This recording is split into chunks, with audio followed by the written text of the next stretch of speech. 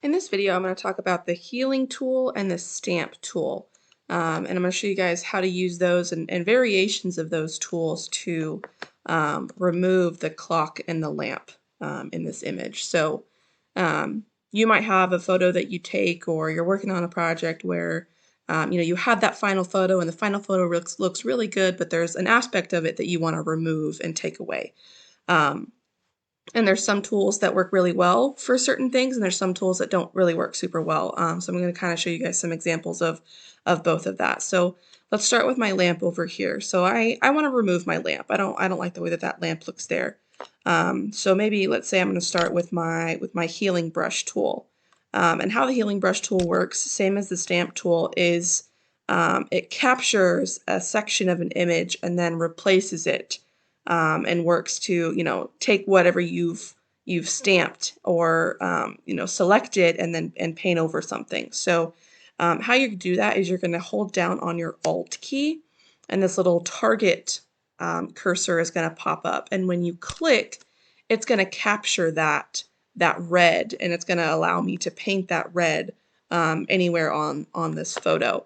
So, but what I want to do is I want to use it to paint over this lamp, and you can see as I hover over this black lamp that healing tool will stamp the red over top of it. However, when I start in, you see how it kind of blurs my lamp rather than taking away the black. So it's not as clean and as precise as I would like for it to be. So instead of using the healing brush tool, for this aspect, I'm going to try the clone stamp tool. And the clone stamp tool is going to be under you see under the pencil tool, there's this little, looks like a chess piece almost, and that's going to be your clone stamp tool. And I'm going to do the same thing with this by pressing Alt and selecting that red portion of the wall.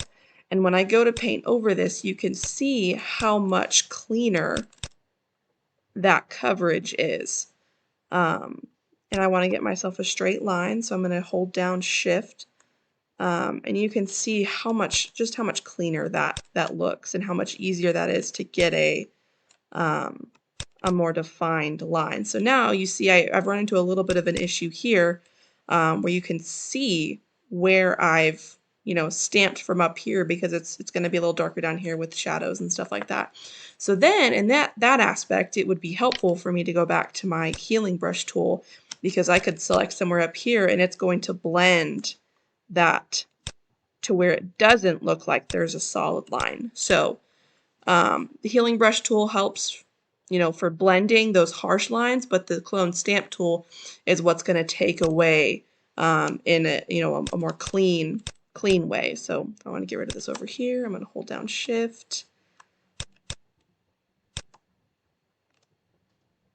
Get a little bit closer to that. And you guys see the difference between the healing brush tool and the clone stamp tool. So not a perfectly straight line, but you guys get the gist. And again, you can see where I've kind of stopped here, so I can go back to my healing brush tool, capture up here, and it's going to kind of blend that line and blur it out, so that way it doesn't look like I just automatically stopped right then and there. So now the healing brush tool on a more textured surface, like where our clock is over here, might work a little bit better. So say I want to make this a little bit bigger, maybe not that big, and I want to Alt click, and to start out, you can see it still kind of blurs it, but because this surface is textured, it's okay if it's a little bit blurry, because it just kind of blends in with the rest of that wall. So in the case of removing the clock, you can see that looks much better over here with that textured on the wall than it did over here with that solid red color. So another way to do that, so we had looked at the spot healing brush tool in another video.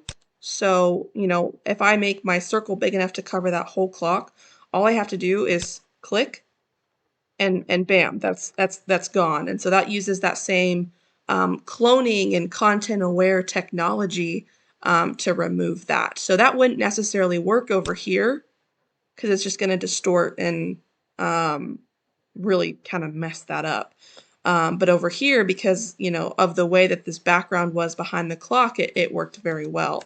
I could also use my fill content aware and go to edit, fill. Oh, I have to select my area first. So I'm going to use my elliptical marquee tool, and I'm going to select where this clock is and go to edit, fill, content aware, and it's going to do the same exact thing. So there's really no right or wrong way to do it. It just depends on, you know, your image and what you're working with and what will work best. But those are some pretty easy ways to use these healing and stamp tools to alter your image, to take things away, you know, and maybe clean up an image. Say you have an image and there's a person in the background that you don't want them to be there. These would be the tools that you would use to kind of clean that image up. So yeah, those are some different ways to use the healing and stamp tools and some alternatives to those as well.